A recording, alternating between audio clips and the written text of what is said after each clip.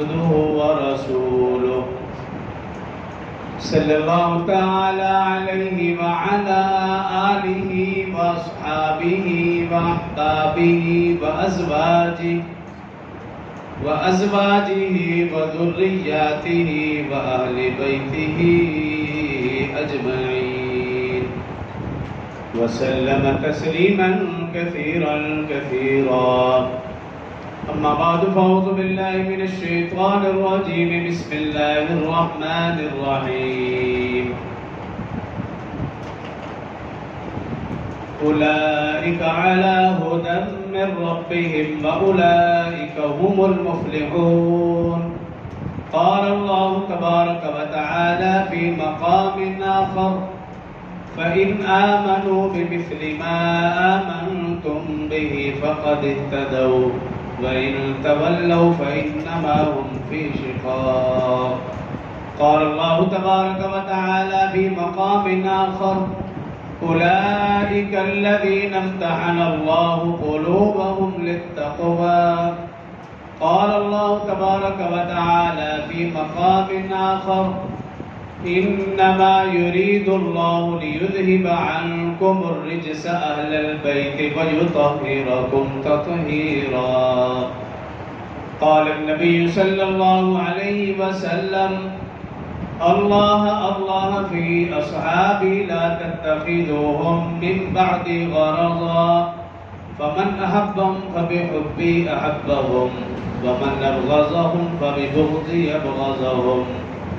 قال النبي صلى الله عليه وسلم: ألا إن مثل أهل بيتي فيكم سفينة نوح من ركبها نجا ومن تخلف عنها هلك. قال النبي صلى الله عليه وسلم: الحسن والحسين سيدا شباب أهل الجنة. قال النبي صلى الله عليه وسلم: الحسين مني وأنا من الحسين. صدق الله العظيم وصدق رسوله النبي الكريم ونحن على ذلك لمن الشاهدين والشاكرين والحمد لله رب العالمين. تمام احباب ایک مرتبہ بآواز بلند نماز والا درود شریف پڑھ لیں. اللهم صل على محمد وعلى آل محمد كما صليت على إبراهيم وعلى آل إبراهيم إنك حميد مجيد. اللهم بارك على محمد وعلى آل محمد كما باركت على إبراهيم وعلى آل إبراهيم إنك حميد مجيد. رب اشرح لي صدري ويسر لي أمري واحلل عقدة من لساني يفقهوا قولي. رب زدني علما رب زدني علما رب زدني علما. میرے انتہائی واجب الاحترام برادران اسلام، دوستوں، بزرگ بھائیوں، اسلامی مہینوں کے اعتبار سے محرم الحرام 1446 ہجری اسی مہینے کی مناسبت سے گزشتہ جمعہ اس مہینے کے فضائل عرض کیے تھے. آج کے مختصر سے خطبہ میں صحابہ کرام اور اہل بیت عظام رضوان اللہ علیہم اجمعین قرآن و حدیث کی روشنی میں دونوں کا مختصر تذکرہ اور سیدنا حسین رضی اللہ عنہ کے فضائل آپ کے سامنے ذکر کروں گا. محترم سامعین، صحابہ کرام اور اہل بیت عظام رضوان اللہ علیہم اجمعین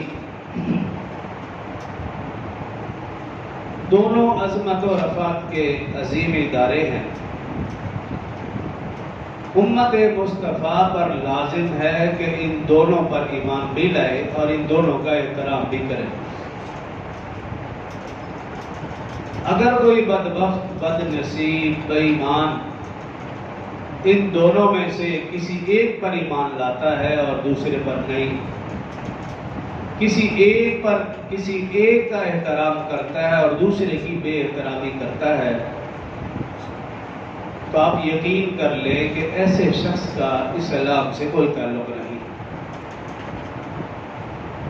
اس لیے کہ رسول اللہ صلی اللہ علیہ وسلم سے تعلق کو جوڑنے کے یہ دو ہی ذرائع ہیں، صحابہ کرام اور اہل بیت اعظام رضوان اللہ علیہم اجمعین۔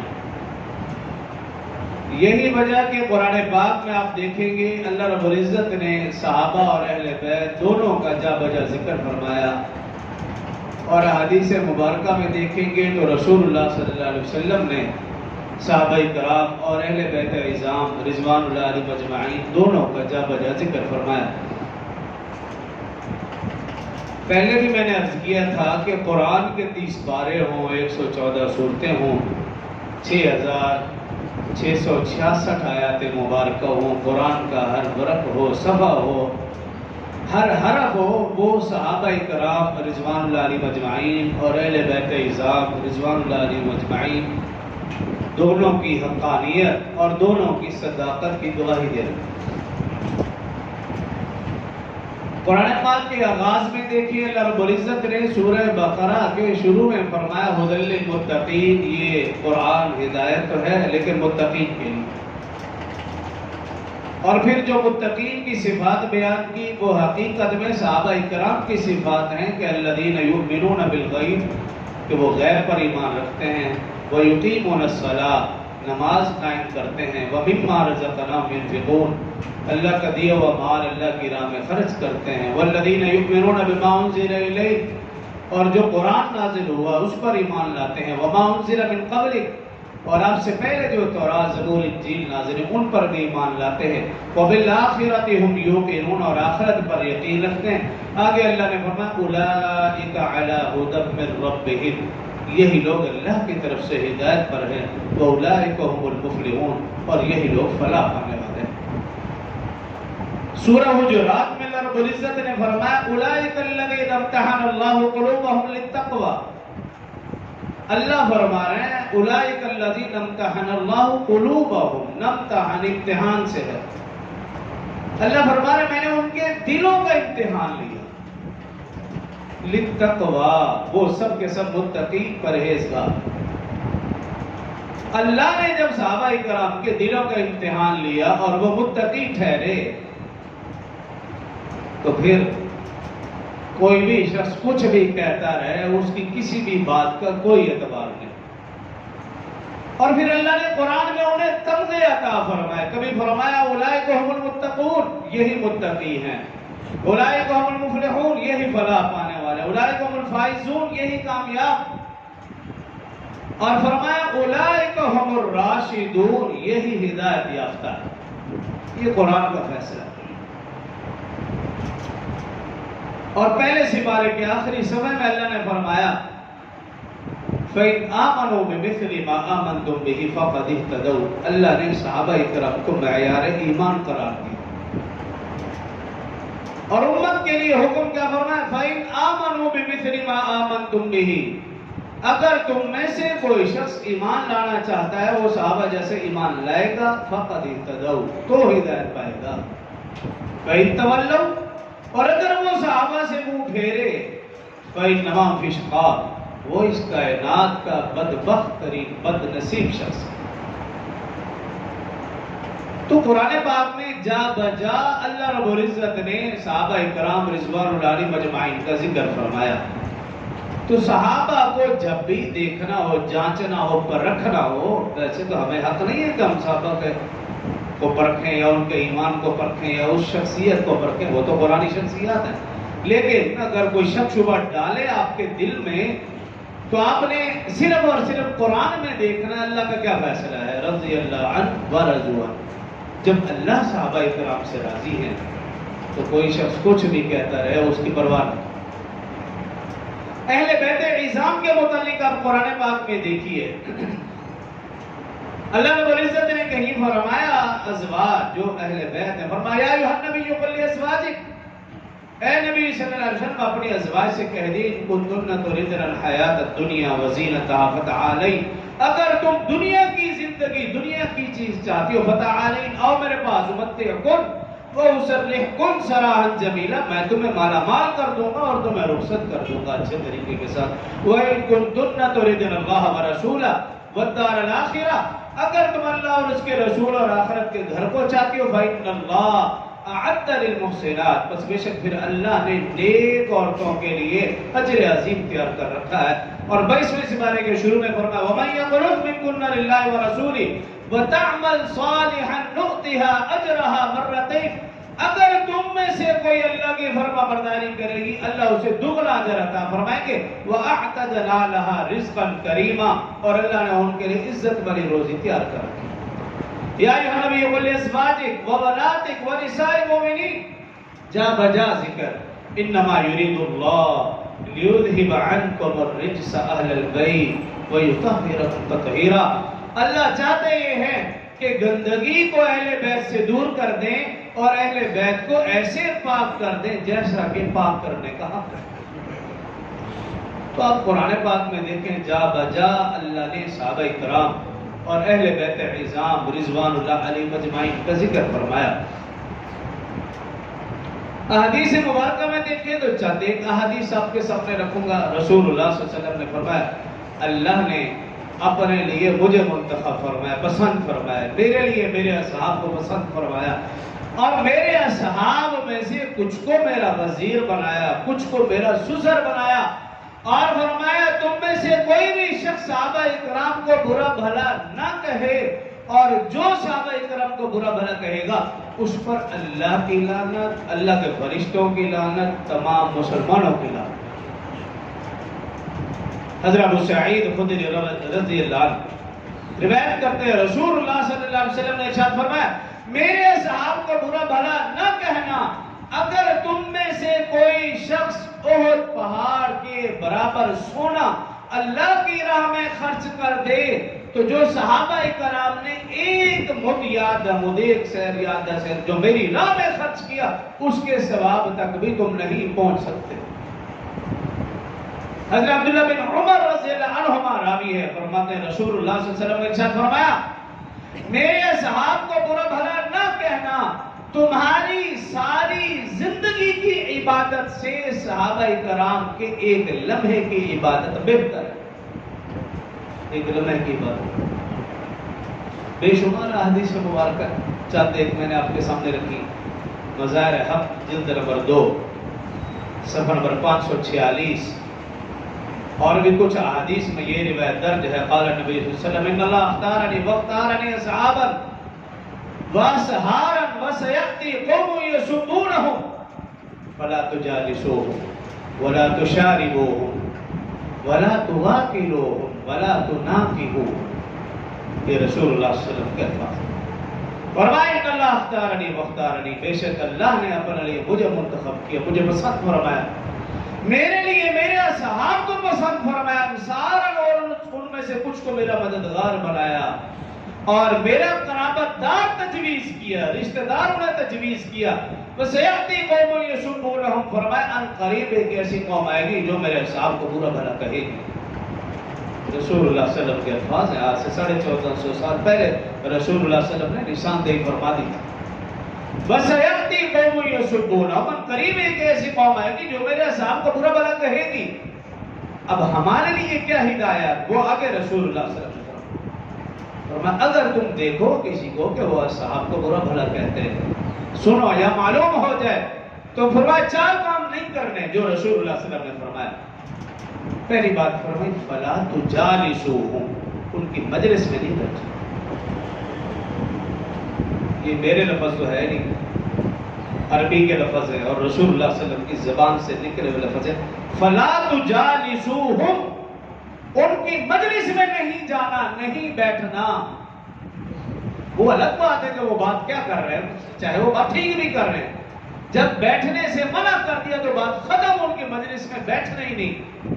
مجلس سے یہ مراد نہیں کہ پورا پروگرام بنایا گیا اور 2-4 بندے بھی کہیں بیٹھے ہوئے بات کر اڑ جاؤ. کیوں؟ خدا نہ خاصہ انہوں نے نعوذ باللہ صحابہ کرام کے بارے میں کوئی بھی لفظ کہہ دیا تو ایک ایمان والے سے تو برداشت نہیں ہوتا، تو معاملہ بگڑ جائے گا. تو اس لیے پہلی روک دیا فلا تجالسو، ایسے لوگوں کی مجلس میں بھی نہیں بیٹھنا. اور آگے فرمایا فلا تشاربوہم، اور ان کے ساتھ پانی بھی نہیں پینا، ان کا بھی پانی نہیں پینا، ان کے ساتھ بھی پانی نہیں پینا، چاہے وہ نظر و نیاز کے نام پر ہو یا سبیل کے نام پر ہو، جو کچھ بھی ہو جائے۔ رسول اللہ صلی اللہ علیہ وسلم نے منع فرما دی، بات ختم۔ تیرے لفظ تو ہے نہیں، یہ آج کے کسی کے مولوی کے لفظ نہیں ہے، رسول اللہ صلی اللہ علیہ وسلم کی زبان مبارکہ سے نکلے ہوئے لفظ۔ آپ نے روک دیا تو بات ختم ہو گئی۔ پھر لوگوں سے پوچھ رہا ہوں، علماء سے پوچھ رہا ہوں، بھی سبیل لگانا جائز، پینا جائز؟ بھئی جب رسول اللہ صلی اللہ علیہ وسلم نے فرما دیا تو میں اور آپ کون ہیں فتویٰ دینے والے یا پوچھنے والے یا لگانے والے؟ فرمایا ولا تشاربوہم، اور ان کے ساتھ نہ پانی پینا نہ ان کا پانی پینا۔ اور تیسری بات ارشاد فرمائی ولا تواکلوہم، اور ان کے ساتھ یا ان کا کھانا بھی نہیں کھانا۔ جب ان کے ساتھ نہیں کھا سکتے تو ان کا کھانا کیسے کھا سکتے ہیں؟ بعض لوگ حدیث میں کہتے ہیں کہ ان کے ساتھ کھانے سے منع کیا گیا، بھئی تو ان کا کھانا کون سے جائز ہوگا؟ جب ساتھ نہیں کھا سکتے تو ان کی کمائی کا کھایا ہوا کیسے کھا سکتے ہیں؟ تو ولا تواکلوہم، یہ رسول اللہ صلی اللہ علیہ وسلم روک رہے، میں نہیں روک رہا، وہ تو آپ نے کھا لیا ہوگا نا جو کھانا تھا، لیکن رسول اللہ صلی اللہ علیہ وسلم کا فرمان تو سامنے ہے، ولا تواکلوہم، نہ ان کا کھانا کھانا ہے نہ ان کے ساتھ کھانا کھانا ہے۔ اور جو چوتھی بات ارشاد فرمائی ولا تناکحوہم، نکاح شادی بیاہ بھی ان کے ساتھ نہیں، نکاح نہیں کرنا، نکاح کا لین دین نہیں کرنا، نہ بیٹی دینی ہے نہ ان سے لینی، دونوں سے منع کیا گیا، کیونکہ صحابہ اور اہل بیت ان دونوں پر ایمان، یہ ہمارے ایمان کا حصہ ہے، ان پر ایمان لائے بغیر ہمارا ایمان کامل ہو ہی نہیں سکتا۔ تو رسول اللہ صلی اللہ علیہ وسلم نے جو فرما دیا وہ بات حرف آخر ہے۔ تو اس لیے اگر آپ دیکھو کسی شخص کو یا کسی شخص کے متعلق سنو، ان چار کاموں سے اپنے آپ کو بچانا ہے اور اپنے گھر والے تک بھی پیغام پہنچانا ہے اور اپنے دوستوں کو بھی یہ بات کرنی ہے، لیکن رسول اللہ صلی اللہ علیہ وسلم کا حوالہ دے کر، ان کی بات کا حوالہ دے کر میرا حوالہ نہیں دینا، رسول اللہ صلی اللہ علیہ وسلم کی حدیث کا آپ حوالہ دے دے رسول، باقی اگر کوئی کہے گا اس کو لکھ کر میں دے دوں گا، یہ حدیث ہے، یہ کتاب ہے، میدان آپ کے پاس، ہم کھولیں اور اس کو پڑھ کر سناتے ہیں کہ رسول اللہ صلی اللہ علیہ وسلم کے فرمان۔ اور فرمایا اللہ اللہ فی صحابی لا تتخذوہم من بعد غرضا، ہر جمعے میں، ہر مسجد میں، ہر مولوی پڑھتا ہے، اتنا پر بھی نہیں نہ جانتے، نہ کوشش کرتے ہیں، نہ سمجھتے ہیں، اس لیے معلوم ہے نہیں ہر جمعے کیا کہا جاتا ہے۔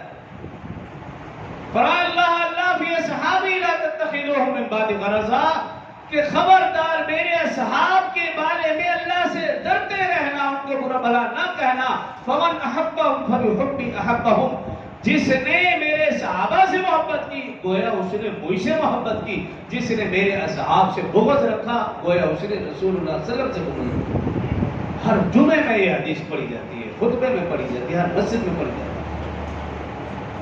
تو گویا اصحاب سے محبت یہ رسول اللہ صلی اللہ علیہ وسلم سے محبت ہے، اور نعوذ باللہ صحابہ رسول سے بغض یہ حقیقت میں رسول اللہ صلی اللہ علیہ وسلم سے بغض ہے۔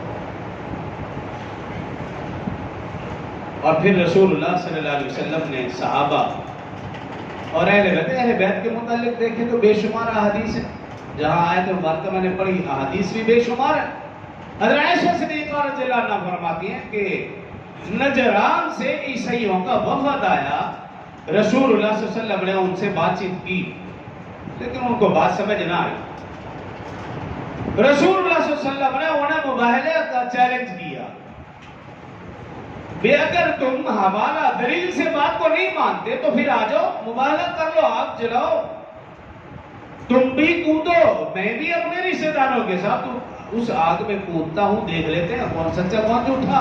تو حضرت عائشہ صدیقہ رضی اللہ عنہ فرماتی ہے رسول اللہ صلی اللہ علیہ وسلم نے حضرت علی رضی اللہ عنہ، حضرت فاطمہ رضی اللہ عنہ، حضرت حسن، حضرت حسین، یہ چاروں اور پانچویں رسول اللہ صلی اللہ علیہ وسلم، یہ پانچویں ان سب کو ان کو چادر میں لیا اور مباہلہ کے لیے تیار ہو، اور فرمایا کہ یہ سارے کے سارے میرے اہل بیت، میرے گھر والے، میرے مددگار، اور فرمایا جس نے ان سے محبت کی گویا اس نے مجھ سے محبت کی، جس نے ان سے نفرت کی اس نے مجھ سے نفرت کی۔ اسی طرح حضرت علی المرتضیٰ رضی اللہ عنہ فرمایا انا مدینۃ العلم وعلی بابها، میں علم کا شہر ہوں، علی اس کا دروازہ ہے۔ حضرت فاطمہ رضی اللہ عنہ کے متعلق فرمایا فاطمہ میرے جگر کا ٹکڑا ہے، حسن و حسین کے متعلق فرمائے یہ دونوں جنتی نوجوانوں کے سردار ہیں. الحسن والحسین سیدا شباب اہل الجنہ. اور فرمایا الحسین منی وانا من الحسین. حسین مجھ سے، میں حسین سے ہوں. اہل بیت کی بات کریں یا صحابہ کرام کی بات کریں، رسول اللہ صلی اللہ علیہ وسلم کے بے شمار فرامین ملتے ہیں. لیکن رسول اللہ صلی اللہ علیہ وسلم نے جو مثال دی کہ صحابہ اور اہل بیت، ان دونوں کو ہم نے کیسے دیکھنا ہے؟ رسول اللہ صلی اللہ علیہ وسلم کے فرامین سے دیکھنا ہے. کیسے؟ رسول اللہ صلی اللہ علیہ وسلم نے جب صحابہ کرام کا تذکرہ فرمایا تو فرمایا اصحابی کالنجوم بأیہم اقتدیتم اہتدیتم. فرمایا میرے اصحاب ستاروں کی طرح ہیں، تم ان میں سے جس کی چاہو اقتداء کرو، اتباع کرو، ہدایت پاؤ گے. رسول اللہ صلی اللہ علیہ وسلم نے اصحاب کو روشن ستارے قرار دیا. اصحابی کالنجوم بأیہم اقتدیتم اہتدیتم. صحابہ اکرام کے متعلق تو یہ جملہ فرمایا. جب اہل بیت عظام کی باری یہی فرمایا الا ان مثل اہل بیتی فیکم سفینۃ من رکبها نجا ومن تخلف عنها ہلک. صحابہ کو تو روشن ستارے کہا. جب اہل بیت کی باری ہے تو کیا فرمایا؟ الا ان مثل اہل بیتی فیکم سفینۃ. خبردار اگر ہو میرے اہل بیت کی مثال سفینہ نوح کی طرح. فرمایا اہل بیت کی مثال سفینہ نوح کی طرح ہے. جو اس کشتی میں سوار ہو گیا من رکبها نجا، وہ تو نجات پا گیا. ومن تخلف عنها ہلک، اور جو پیچھے رہ گیا وہ ہلاک ہو گیا. یہ رسول اللہ صلی اللہ علیہ وسلم نے صحابہ اور اہل بیت کی مثال سمجھانے کے لیے کہ صحابہ روشن ستارے اور اہل بیت سفینہ نوح. اب اس کو کیسے سمجھے؟ یوں سمجھیے کہ پرانے وقتوں میں جو طویل سفر کرنا ہوتا وہ دو طریقے تھے. یا تو اونٹوں پر سفر ہوتا، خشکی کا سفر اونٹوں پر، اور سمندری جو سفر ہوتا وہ بحری جہاز پر ہوتا. یہ دو ہی طریقے ہوتے ہیں. تو اب رسول اللہ صلی اللہ علیہ وسلم نے کیا فرمایا؟ صحابہ کو فرمایا روشن ستارے، اہل بیت کو فرمایا سفینہ نوح. سفر اونٹوں پر کیا جاتا یا بحری جہاز پر کیا جاتا، دونوں صورتوں میں رہنمائی کس سے لی جاتی تھی؟ ستاروں سے. رہنمائی ستاروں سے. ستاروں کے بغیر اگر کوئی سفر کرتا وہ بھٹک جاتا، وہ منزل مقصود تک پہنچ ہی نہیں سکتا تھا. تو اونٹ پر سفر ہو یا بحری جہاز پر سفر ہو، رہنمائی ستاروں سے لی جاتی، اس کے بغیر سفر کر ہی نہیں سکتے. اور فرمایا کہ اہل بیت کی مثال سفینہ نوح. اگر تم نے منزل مقصود تک پہنچنا ہے تو کشتی میں سوار ہونا پڑے گا. جب تک کشتی میں سوار نہیں ہوں گے، بحری جہاز میں نہیں بیٹھیں گے، آپ منزل مقصود تک پہنچ ہی نہیں سکتے. جب آپ بحری جہاز میں سوار ہو گئے، اب رہنمائی کس سے لینی؟ ستاروں سے. اب کہنا یہ چاہتے ہیں اہل بیت کی محبت تمہارے دل میں ہو، رہنمائی صحابہ سے لیں، آپ منزل مقصود جنت تک پہنچ جائیں گے.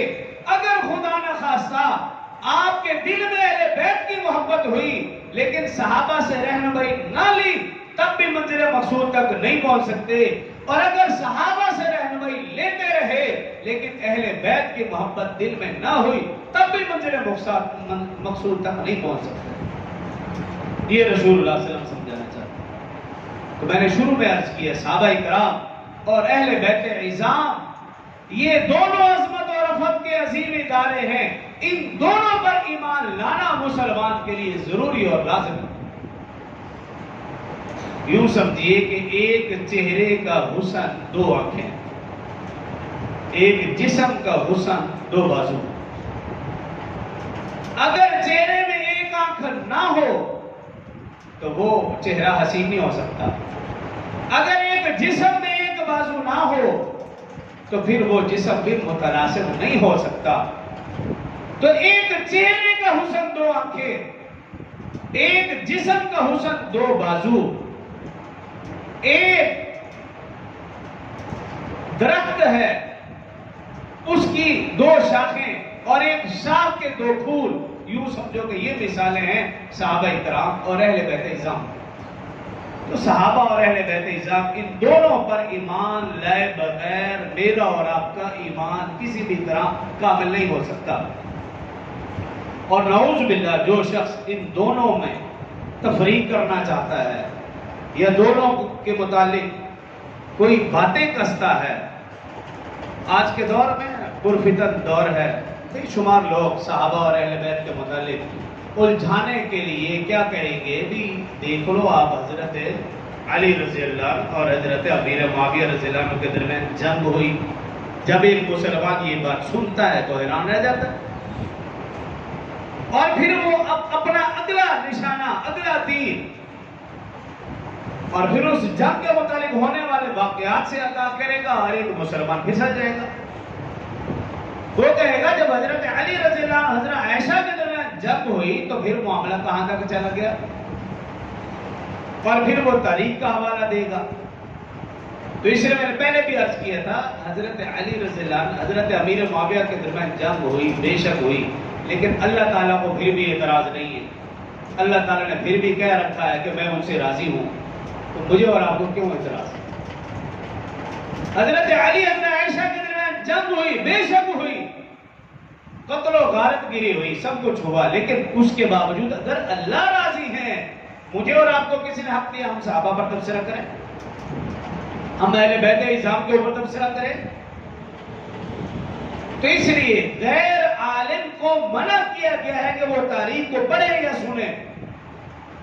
آج تک جس غیر عالم نے تاریخ کو پڑھا یا ان جنگوں کو پڑھا یا صحابہ کرام کے اوپر تبصرہ کیا یا اہل بیت عظام کے اوپر تبصرہ کیا، وہ گمراہ ہوا، اس کا اپنا ایمان کیا، صحابہ کو تو کوئی فرق نہیں پڑا، وہ تو سب کے سب جنتی ہیں، اللہ نے ان کے لیے سرٹیفکیٹ دے رکھا ہے رضی اللہ عنہ ورضوا عنہ۔ معاملہ تو میرا اور آپ کا ہے، اور مجھ سے اور آپ سے کو قیامت والے دن یہ تھوڑی پوچھا جائے گا بتاؤ بھی حضرت علی اور حضرت امیر معاویہ کے درمیان جنگ کیوں ہوئی، حضرت علی اور حضرت عائشہ کے درمیان جنگ کیوں ہوئی، یا ہمیں یہ نہیں پوچھا جائے گا بتاؤ کربلا میں کیا واقعہ پیش آیا، ہم سے پوچھا جائے گا؟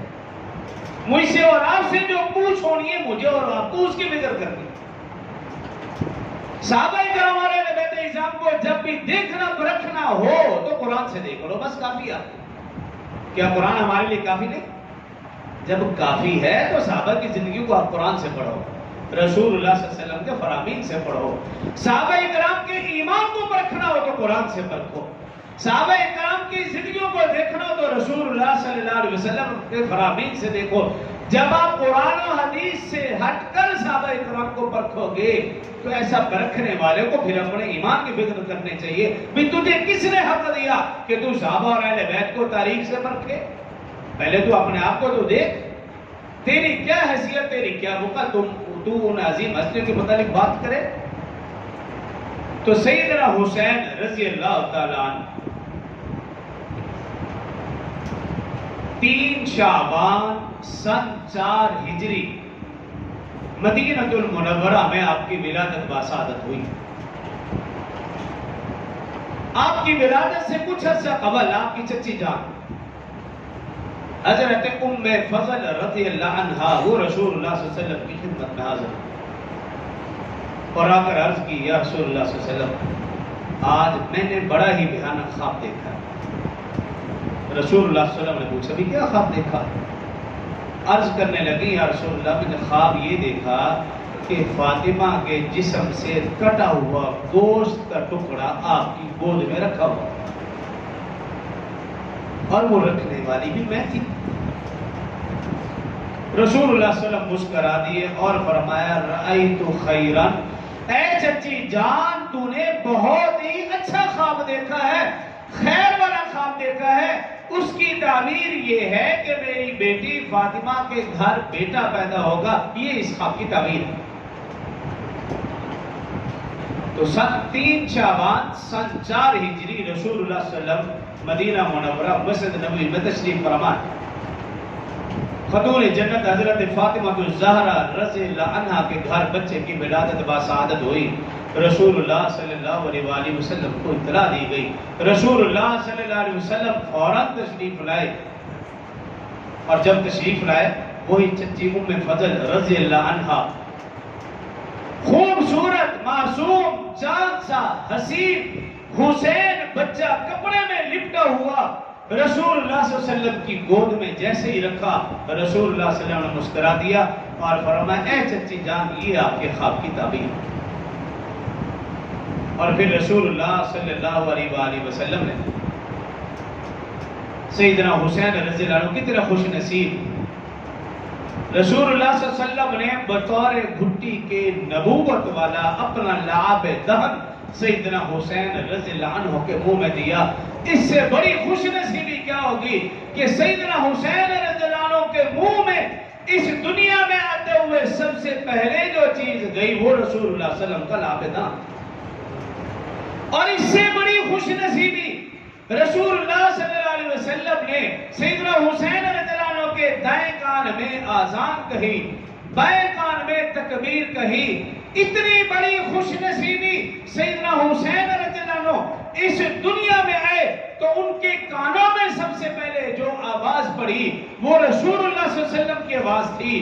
نام اللہ کا تھا، کان حسین کے تھے، آواز رسول اللہ صلی اللہ علیہ وسلم کی، نام اللہ رب العزت کا تھا. تو یاد رکھیے جس کے کان میں رسول اللہ صلی اللہ علیہ وسلم نے اذان دی ہو، جس کے کان میں رسول اللہ صلی اللہ علیہ وسلم نے تکبیر کہی ہو، اس کی نماز کیسے قضا ہو سکتی ہے؟ یہی وجہ کہ سیدنا حسین رضی اللہ عنہ نے تلواروں کے سائے میں اور تیروں کی بچھاڑ میں بھی سیدنا حسین رضی اللہ عنہ کی نماز قضا نہ ہوئی، جس کو علامہ اقبال نے یوں کہا نہ مسجد میں نہ مندر میں نہ بیت اللہ کی دیواروں کے سائے میں نماز عشق ادا ہوتی ہے، تلواروں کے سائے میں. تو سیدنا حسین رضی اللہ عنہ کی ولادت باسعادت ہوئی. حضرت ام فضل رضی اللہ عنہ فرماتی ہے رسول اللہ صلی اللہ علیہ وسلم اس نو مولود نواسے کو رسول اللہ صلی اللہ علیہ وسلم اٹھائے ہوئے ہیں اور دیکھ کر مسکرا رہے ہیں. رسول اللہ صلی اللہ علیہ وسلم کے چہرے سے مسکراہٹ بکھر رہی ہے، رسول اللہ صلی اللہ علیہ وسلم کے دندان مبارک بھی نظر آ رہے ہیں، اور میں دیکھ رہی ہوں، میں بھی خوش ہو رہی ہوں رسول اللہ صلی اللہ علیہ وسلم کی خوشی سے. لیکن تھوڑی دیر کے بعد رسول اللہ صلی اللہ علیہ وآلہ وسلم کی آنکھوں سے آنسو جاری ہو گئے. میں نے عرض کیا رسول اللہ صلی اللہ علیہ وسلم خیریت؟ ابھی آپ اس نو مولود نواسے کو دیکھ کر خوش ہو رہے تھے، مسکراہٹیں بکھیر رہے تھے، لیکن ابھی آپ کی آنکھوں سے آنسو جاری ہو گئے. رسول اللہ صلی اللہ علیہ وسلم نے فرمایا اللہ رب العزت نے میرے سامنے میدان کارزار کا نقشہ ظاہر کر دیا، میں دیکھ رہا ہوں میری امت کے لوگ میرے اس نواسے کو شہید کر رہے ہیں. رسول اللہ صلی اللہ علیہ وآلہ وسلم نے ولادت کے وقت ہی سیدنا حسین رضی اللہ عنہ کی شہادت کی خوشخبری بھی دے دی. تو صحابہ کرام اور اہل بیت اعظام رضوان اللہ علیہ مجمعین، جس صحابی اور جس اہل بیت کا آپ تذکرہ کریں آپ حیران ہوتے جائیں گے کہ رسول اللہ صلی اللہ علیہ وآلہ وسلم نے ان کے متعلق کیا کیا ارشادات فرمائے. اہل بیت اعظام کے متعلق دیکھ لیں، حضرت علی رضی اللہ عنہ، حضرت فاطمہ رضی اللہ عنہ، حضرت حسن رضی اللہ عنہ، حضرت حسین رضی اللہ عنہ، تمام میں سے جس کی بھی آپ بات کریں حیران اور دنگ رہ جائیں گے. لیکن صحابہ اور اہل بیت دونوں پر ایمان تو ضروری ہے ہی ہے، لیکن ان دونوں کی رشتہ داریاں بھی انتہائی قریبی تھی. رسول اللہ صلی اللہ علیہ وسلم، صحابہ اور اہل بیت ایسے قریبی رشتہ داریاں کہ انسان دنگ رہ جائے. آپ دیکھیے سیدنا ابوبکر سیدنا عمر رضی اللہ عنہ، یہ دونوں رسول اللہ صلی اللہ علیہ وسلم کے سسر. سیدنا عثمان اور سیدنا علی رضی اللہ عنہ یہ دونوں رسول اللہ صلی اللہ علیہ وسلم کے داماد. اور پھر آپ دیکھیے سیدنا علی المرتضی رضی اللہ عنہ کی بیٹی ام کلثوم رضی اللہ عنہا سیدنا عمر فاروق رضی اللہ عنہ کی زوجہ. سیدنا علی رضی اللہ عنہ سسر ہوئے اور سیدنا عمر رضی اللہ عنہ حضرت علی کے داماد ہوئے. اتنا قریبی رشتہ. اور ان کی محبت آپ دیکھ لیجئے، حضرت علی المرتضی رضی اللہ عنہ نے حضرت فاطمہ رضی اللہ عنہ کے بعد اور کئی شادیاں کی. بعض روایت میں لکھا ہے کہ 8 شادیاں تھی، بعض میں لکھا 9 شادیاں تھی. یہ کے بعد دیگرے، ایک وقت میں تو 4 ہو سکتی ہیں، یہ کے بعد دیگرے۔ ان میں 18 بچے سیدنا علی المرتضیٰ رضی اللہ عنہ کے، اور اب کتابوں میں تو عام طور پر یہی بچے پڑھیں گے نا کہ حسن اور حسین اور محسن جو بچپن میں فوت ہو گئے، اور حضرت زینب رضی اللہ عنہ، حضرت ام کلثوم، انہی کے نام پڑھیں گے۔ لیکن روایات میں لکھا کہ حضرت علی المرتضیٰ رضی اللہ عنہ کے بچے جو دیگر ازواج سے ہوئے ان کے نام ابو بکر، عمر، عثمان، اور یہ بات روافض کی معتبر کتابوں میں بھی درج ہے، صرف ہماری کتابوں میں نہیں، ان کی کتابوں میں بھی درج ہے کہ حضرت علی المرتضیٰ رضی اللہ عنہ کے دیگر بچوں کے نام کیا ہیں۔ صرف یہی نہیں، آپ حضرت حسن رضی اللہ عنہ کے بیٹوں کے آپ نام پڑھیں دنگ رہ جائیں گے، ان کے بچوں کے نام بھی ابو بکر، عمر، عثمان رضی اللہ عنہ۔ یہی نہیں، سیدنا حسین رضی اللہ عنہ کے جو بچے تھے ان کے بچوں کے نام بھی یہی تھے، ابو بکر، عمر، عثمان رضی اللہ عنہ۔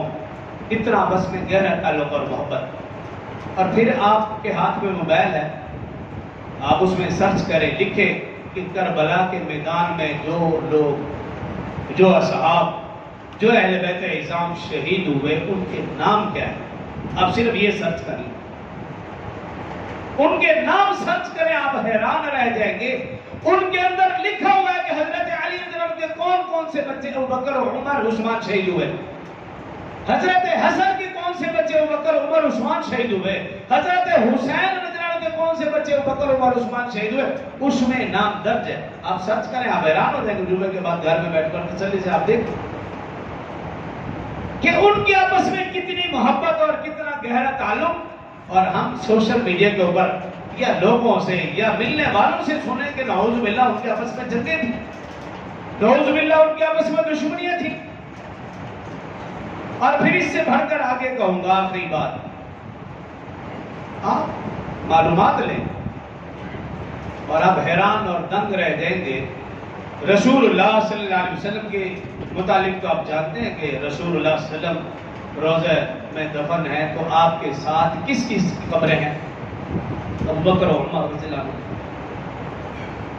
آپ سرچ کریں، حیران رہ جائیں گے۔ یہی نقشہ میدان کربلا میں ہے، بالکل یہی نقشہ۔ جس طرح رسول اللہ صلی اللہ علیہ وسلم کے ساتھ ابو بکر و عمر رضی اللہ عنہما دفن ہیں، بالکل اسی طرح میدان کربلا میں حضرت حسین رضی اللہ عنہ کے ساتھ ان کے 2 بیٹے جو دفن ہیں، ان میں ایک کا نام ابو بکر ہے اور دوسرے کا نام عمر۔ بالکل وہی نقشہ جو رسول اللہ صلی اللہ علیہ وسلم کی قبر کا ہے، 100% وہی نقشہ سیدنا حسین رضی اللہ عنہ کی قبر کا۔ تاریخ میں لکھا، ہمارے قریبی مقبرہ جہانگیر اور مقبرہ نور جہاں شادرہ میں، نور جہاں یہ ان میں سے تھی۔ جہانگیر کے متعلق مختلف روایات ہیں، تو نور جہاں ان میں سے تھی، ایران سے تھی۔ تو اس نے ایران سے لوگوں کو بلایا بھی ہمارے پاکستان میں آؤ۔ پاکستان تو خیر اس وقت نہیں تھا کہ ہمارے ادھر آؤ، لاہور میں خاص طور پر کہا کہ ہمارے ادھر آؤ، آ کر اہل بیت کی شان بیان کرو۔